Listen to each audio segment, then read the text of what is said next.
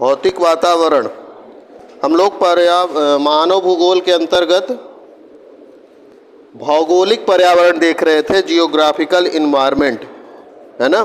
तो geographical environment को दो भागों में बांटा गया था, जिसमें एक था भौतिक और दूसरा क्या था, सांस्कृतिक।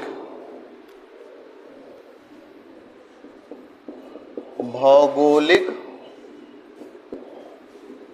वातावरण, इसको दो भागों में बांटे थे हम लोग। एक क्या था, भौतिक क्या था, पर्यावरण, है ना। और दूसरा क्या था, सांस्कृतिक या मानव निर्मित। सांस्कृतिक या मानव निर्मित, ठीक है। तो मानव भूगोल के अंतर्गत हम लोग मतलब मानव और पर्यावरण संबंध देख रहे थे। कौन सा टॉपिक पढ़ रहे हैं, मानव और पर्यावरण संबंध। तो हमने यही देखा था कि मानव जो है पर्यावरण को प्रभावित करता है और ज़्यादातर पर्यावरण से प्रभावित होता है ना। उसी के अंतर्गत हम लोग देखे थे भौगोलिक वातावरण या पर्यावरण जो है वह भौतिक है, जो कि प्राकृतिक है ना। प्राकृतिक जो चीज़ें हैं जिसमें आप लोग पेड़ पौधे हो गए, नदियाँ हो गई, है ना, पर्वत पठार मैदान हो गए, ये आते हैं। और मानव निर्मित में जो मानव द्वारा निर्मित है। इसके अंतर्गत भौतिक वाले में हम लोग कुछ लिखे थे भौतिक वाले में। आप लोग क्या लिखे थे उसमें कि ये तत्व शक्तियों, प्रक्रियाओं, तत्वों से लिया जाता है, यही तक ना, ठीक है। तो इसमें हम उस दिन बात कर रहे थे कि इसमें अब जो आप लोग तीन चीज़ें लिखे हैं कि भौतिक वातावरण से तात्पर्य उन संपूर्ण भौतिक शक्तियों, प्रक्रियाओं और तत्वों से लिया जाता है। इन तीनों पे बात करना है कि जो शक्ति है वह कौन सी है भौतिक वातावरण में, वह प्रक्रिया कौन सी है और वो तत्व कौन सा है ना। तो इसके अंतर्गत हमको तीन चीज़ों पे बात करना है कि इसके अंतर्गत कौन सी शक्तियाँ कार्य करती हैं, कौन सी प्रक्रियाएं हैं और क्या तत्व है, ठीक है। या ऐसा ही सेम इसमें भी बात करेंगे। तो इसके अंतर्गत जो शक्तियाँ हैं, तो भौतिक वातावरण के अंतर्गत जो शक्तियाँ हैं वो कैसी होंगी। शक्ति मतलब क्या होता है, कार्य करने की क्षमता या कार्य होना, या जिससे पावर मिले कुछ करने को। तो भौतिक वातावरण में कौन सी शक्ति है जो कार्य करेगी, प्राकृतिक शक्ति है ना, नेचुरल होगा ना। ये भौतिक है तो नेचुरल होगा। तो नेचुरल जो भी शक्तियां हैं, चाहे वह सूर्य का प्रकाश हो, पृथ्वी पर संपूर्ण ऊर्जा का स्रोत कौन है, सूर्य है ना। सूर्य के द्वारा ही पौधे अपना भोजन बनाते हैं, उन्हीं के ऊपर हम भी निर्भर हैं। और जो भी शक्तियां हैं, जैसे पृथ्वी का घूर्णन हो रहा है, उसके कारण दिन और रात हो रहा है, पृथ्वी का परिक्रमण हो रहा है, जिसके कारण ऋतुओं में परिवर्तन हो रहा है। परिक्रमण मतलब पृथ्वी सूर्य के चारों ओर घूम रही है ना। ताप की शक्ति हो गई। तो ये जितने भी प्राकृतिक, जैसे हवाओं का चलना हो गया, समुद्री जलधाराओं का चलना हो गया, पर्यावरण में खुद ही जो है जो पर्यावरण में एनर्जी का फ्लो जो होता है इकोसिस्टम में, वो सब। तो एक तरह से जो नेचुरल चीज़ें हैं, नेचुरल पावर्स जो हैं काम करती हैं, वो किस में आती हैं, शक्तियों में आती हैं। समझ रहे हैं बात, ठीक है। फिर दूसरा नंबर इसमें जो है प्रक्रियाएं हैं। तो जो शक्ति के अंतर्गत वो समस्त कार्य आएंगे जो कि प्राकृतिक रूप में हो रहे हैं। घटनाएं भी आएंगी, जैसे ज्वालामुखी की क्रिया हो जाना, ये सब, भूपटल में परिवर्तन होना, जो आप प्लेट टेक्टोनिक थ्योरी पढ़ाए थे आप लोगों को, भूकंप आदि, ये सब उसमें आएगा। प्रक्रियाओं के अंतर्गत जो है, तो प्रक्रियाओं के अंतर्गत इन शक्तियों के कारण जो चीज़ें होंगी, जैसे बरसात होती है, हवा चलती है, उसके कारण क्या होता है, अपर्दन होता है। हम लोग बात किए हैं अपर्दन और अपक्षय क्या होता है। तो ये अपर्दन और अपक्षय वाली क्रियाएं जो हैं वो सब इसी के अंतर्गत आएंगी, प्रक्रिया के अंतर्गत, ठीक है। और क्या होता है, अवसादीकरण होता है, सेडिमेंटेशन होता है, जो अपर्दन और अपक्षय के द्वारा होता है। चीज़ें वो जा करके एक जगह पे क्या होती हैं, जमती हैं, या जमाव होता है, या एक जगह पे इकट्ठा होती हैं। उसी को हम लोग निक्षेपण या अवसादीकरण भी कहते हैं। तो ये प्रक्रियाओं के अंतर्गत आएगा, जो कि भौतिक प्रक्रियाएं कहलाएंगी, ठीक है। इतने क्लियर बात है। भौतिक तत्व में क्या क्या आएंगी चीज़ें,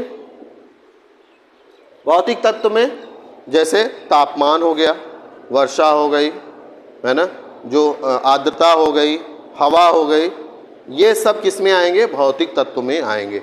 ठीक है, बात समझ में आ रही कि नहीं? तो ये हो गया शक्तियाँ, प्रक्रियाएं, तत्व। शक्तियाँ लिखना हो तो एक उदाहरण लिख लीजिए। शक्तियाँ लिखिए उसमें, और लिखिए उसमें एक दो नाम लिखा देते हैं जिससे आपको बाद में रिवाइज करने में ठीक रहे। तो शक्तियों के अंतर्गत लिख लीजिए सूर्यताप,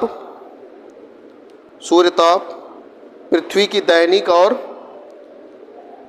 वार्षिक गतियाँ, पृथ्वी की दैनिक और वार्षिक गतियाँ।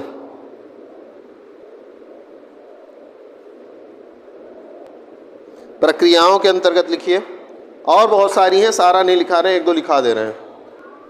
प्रक्रियाओं में लिखिए अपक्षय, अवसादीकरण, अपक्षय, अवसादीकरण।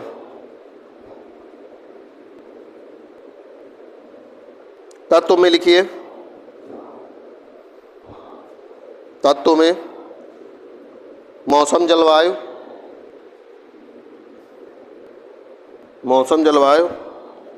और जीव जंतु। ये जो तत्व वाला सेक्शन है इसमें दो तरह के, जैसे हम बताते आए हैं, आपको पहले भी बताए होंगे कि इसमें तत्व के अंतर्गत जैविक तत्व और अजैविक तत्व।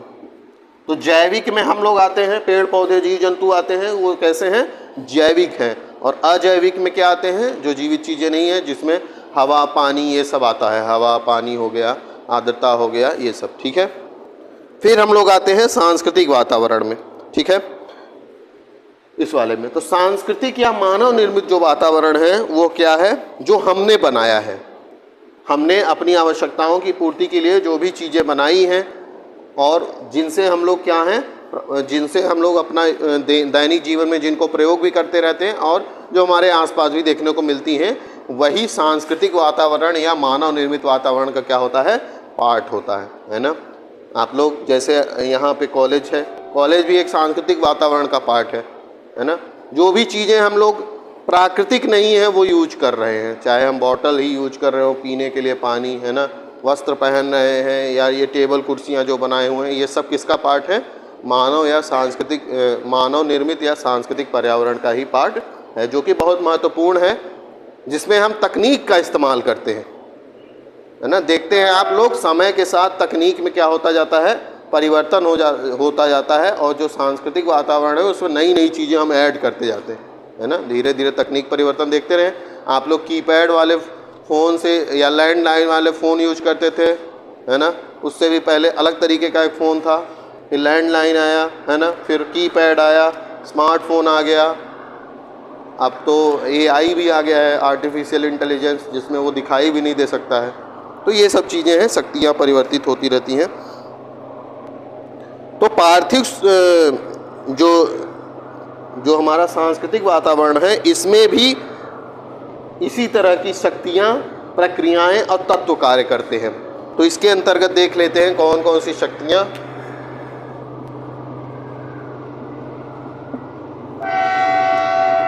प्रक्रियाएं और तत्व।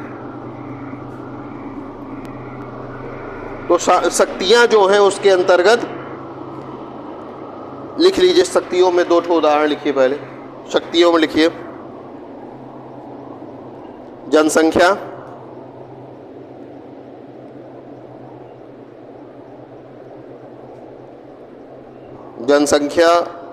आयु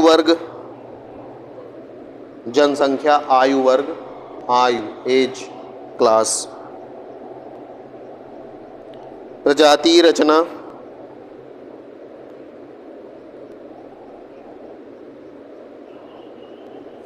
ठीक है।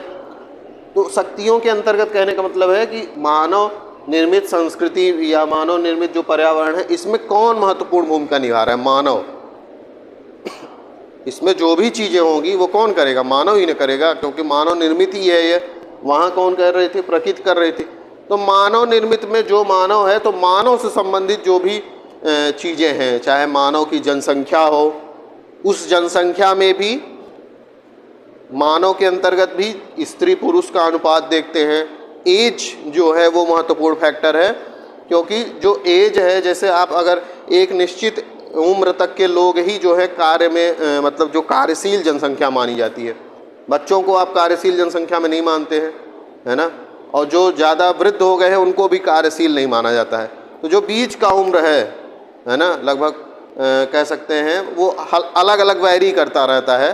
जनरली 16 से 49 मानते हैं कि जो 16 से 49 के बीच का जो एज है वही कार्य करने की क्षमता रखते हैं, बाकी को कार्यशील जनसंख्या में नहीं माना जाता है।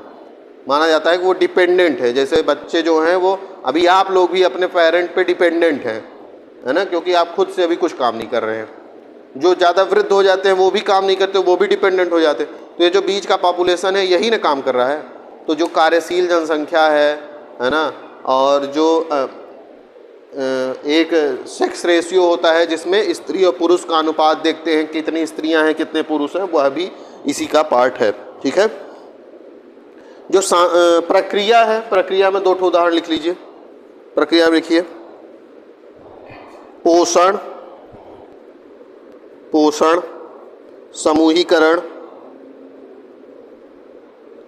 पोषण, समूहीकरण, अनुकूलन, अनुकूलन। ये जो प्रक्रियाएं हैं, ये जो प्रक्रियाएं हैं, इसका मतलब क्या है? प्रक्रियाओं का मतलब यही है कि जिसके माध्यम से मनुष्य जो है, मनुष्य मानव जो है कुछ जो भी सांस्कृतिक तत्व या भी जो भी सांस्कृतिक संरचनाओं का निर्माण करता है ना, तो वो किसी न किसी रूप में मानव और प्रकृति के बीच में कुछ अंतर क्रिया के ही परिणाम स्वरूप होता है। आप टेबल ही बनाएंगे तो आपको टेबल बनाने के लिए क्या चाहिए? अगर लकड़ी का बना रहे हैं तो लकड़ी चाहिए, तो पेड़ पौधों को काटना पड़ेगा, है ना। प्लास्टिक का भी बनाना है तो प्लास्टिक को संश्लेषित करना पड़ेगा। प्लास्टिक को बनाना भी केमिकल से बनाया जाएगा ना, तो वो केमिकल कहाँ से लाएंगे आप? नेचर से ही लाएंगे, है ना। तो कोई भी चीज़ें जो हम बनाते हैं वो नेचर से ही बनाते हैं। तो इस जो प्रक्रिया है, इसके अंतर्गत मानव और प्रकृति के बीच में जो प्रक्रियाएं होती हैं और उसके थ्रू जो मानव अपने लिए संरचनाओं का निर्माण करता है वो आती हैं। तो जैसे हम पर्यावरण के साथ अनुकूलन स्थापित करने के लिए बहुत सारी क्रियाएं करते हैं। गर्मी आता है तो हमको कूलर चाहिए, कूलर बनाया हमने, एसी बना लिया हमने, है ना। ठंडी आई तो हीटर बना लिया हमने। तो ये सब कहीं न कहीं उसी का पार्ट कहलाता है। ठीक है। हम जीवित रहने के लिए खुद में ही पोषण चाहिए, वह भी एक प्रक्रिया है। मनुष्य को जीवित रहने के लिए चाहिए होती है चीज़ें, तो वह भी एक प्रक्रिया है। ठीक है। नेक्स्ट है जो सांस्कृतिक तत्व हैं। तत्व में कुछ उदाहरण लिख लीजिए। लोक रीतियाँ, रीति रिवाज, लोक रीतियाँ, रीति रिवाज, विवाह, विवाह का तो मौसम ही चल रहा है। मनोरंजन, मनोरंजन तो आप लोग 24 घंटे ही करते रहते हैं। विवाह, संयोग, लोक रीतियाँ, कारखाने, नहर, पशुपालन, ये सब तत्व हैं इसके। मतलब जो भी चीज़ें आप देखते हैं, लोक रीतियाँ मतलब होता है कि जो सामाजिक नियम हैं, परंपराएं हैं, जो चला आ रहा है पारंपरिक रूप से, वही ना लोक रीतियाँ हैं जिनको आप मानते हैं, है ना। मानते हैं? नहीं मानते। तो जो भी आपके कल्चर में, सोसाइटी में चीज़ें चल रही हैं, वो सब मानव तत्व के अंतर्गत ही आएंगी। चाहे वह विवाह हो गया, विवाह जैसे जो सांस्कृतिक चीज़ें हैं, है ना, बोली भाषा, यह भी इसी तत्व का ही पार्ट है। खान पान जो हो गया, अलग अलग क्षेत्रों का अलग अलग होता है, तो वो सब तत्व इसी के अंतर्गत। रहन सहन हो गया, है ना।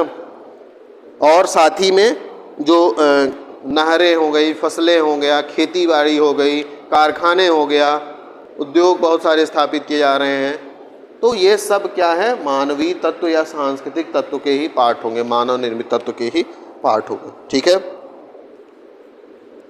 फिर इसके अंतर्गत जो है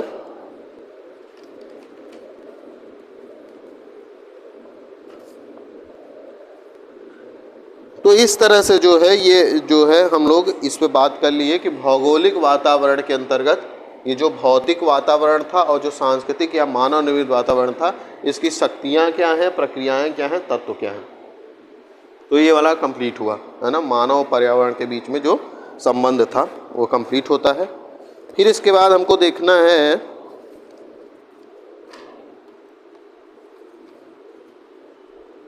अगला जो टॉपिक हमको शुरू करना है वो वही है नियतिवाद, संभववाद और नवनिश्चयवाद। एक दिन बताए थे इसको, थे कुछ लोग उस दिन, नहीं थे ज़्यादातर लोग, तो उसी थोड़ा सा बात करते हैं, फिर डिटेल में उस पर बात करना है। बहुत महत्वपूर्ण टॉपिक है वह नियतिवाद, संभववाद और नव नियतिवाद या नव संभववाद। अभी समय है हम लोग के पास। तो नेक्स्ट जो हम लोग बात करेंगे, जो महत्वपूर्ण टॉपिक है वह है नियतिवाद, संभववाद, नव नियतिवाद। इंग्लिश में लिख सकते हैं आप डिटर्मिनिज्म, पॉसिबिलिज्म और नियो डिटर्मिनिज्म, है ना। इसके पहले हम उस दिन बताए थे, क्या एक चीज बताए थे, द्वैधता और द्वैतवाद। कोई बताएगा क्या होता है ये? Dichotomy and dualism. क्या होता है द्वैधता?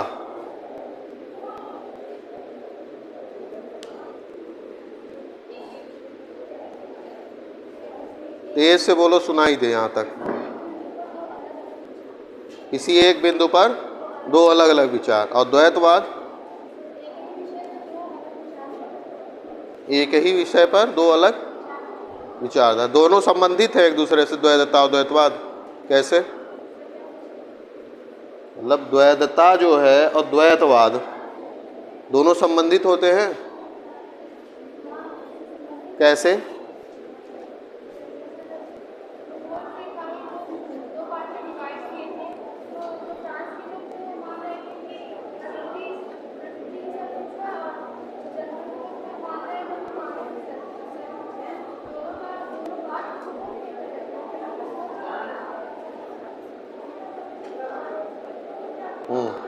ठीक है, बैठो।